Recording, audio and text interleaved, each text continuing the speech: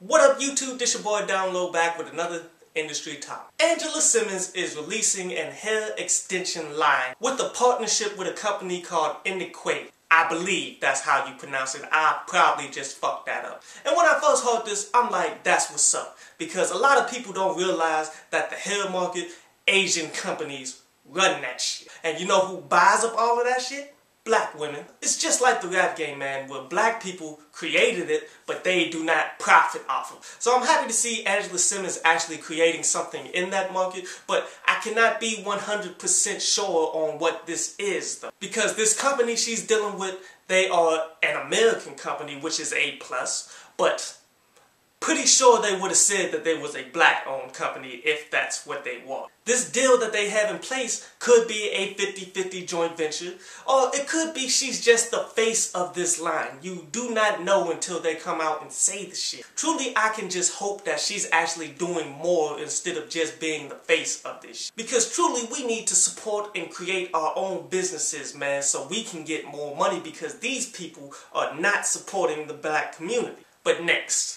Tim Dog, which you may remember Tim Dog from getting the shit dissed out of him during the whole East Coast versus West Coast battle back in the 90s. See, this guy got caught a while ago doing an online dating scheme in which they say he conned millions out of a whole bunch of women. And they're going to have a special about this on Dateline. The thing is, they are over-exaggerating this shit because he already went to trial for this and he pled guilty. And all he got to do was 5 months probation and pay back $19,000 to one person. So this shit don't sound right. Because here in America, when they have a chance to throw a black man under the bus with anything, they stretch the laws farther than anything to get some serious years down. And if he did supposedly make millions, why is he only having to pay back $19,000? Shit don't make sense, but I'ma try to catch that Dateline shit if I remember on the 15th. But overall, man, remember this. Life after rap is fucking tough. You need to prepare yourself while you are still getting it in the rap game for life after.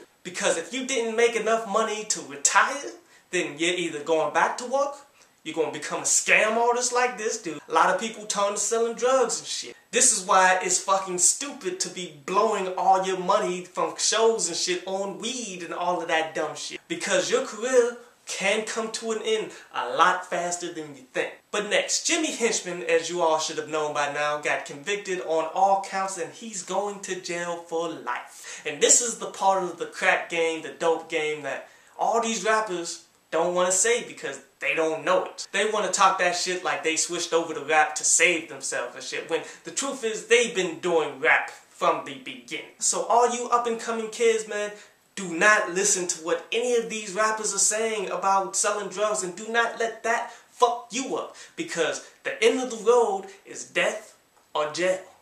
Period. A lot of you guys don't realize having 3 people say the same lie in a federal courtroom will convict your ass for life. And a lot of people gonna lie and snitch on you out of jealousy to get you out of the way so they can take over, all that type of negative bullshit in which the law don't care. They just want you. But an interesting note is a lot of Tupac fans are coming out re-quoting what Tupac said because he once dissed Jimmy Henchman. And now they're saying karma and payback is a bitch and all of that, man. Y'all need to get up off that bullshit. Because to keep it 100, man, anybody in that game would never wish that on their worst fucking enemies. This is not karma. This is not payback. This is the U.S. government taking slave ownership of somebody. So for those who don't know, at Summer Jam, Lil Wayne pulled almost the entire Young Money lineup that was supposed to perform, except for like Tiger, who performed at the time when he said that Young Money is not going to perform. And there's speculation all over the place on why Lil Wayne did this, but truth is nobody really knows except for those who were involved with it. But then Funkmaster Flex and guy Peter Rosenberg came out and started dissing on Nicki Minaj and shit. They started talking, oh, we only deal with real hip-hop here. We don't fuck with you starships and that weak shit. We want to hear some ASAP Rocky. And that is comical in its own right, because these are the same people that probably were involved in getting Nicki Minaj to be headlining. They didn't say shit about any other Young Money artists that didn't perform. And I'm sure these dudes was probably talking shit on dudes like Waka Flocka, but yet Waka Flocka performed after they said all this bullshit. A lot of people, including Nicki Minaj, been coming out saying that this is because Nicki was a woman. They can try her because she's a woman or whatever. And you know what? That's true.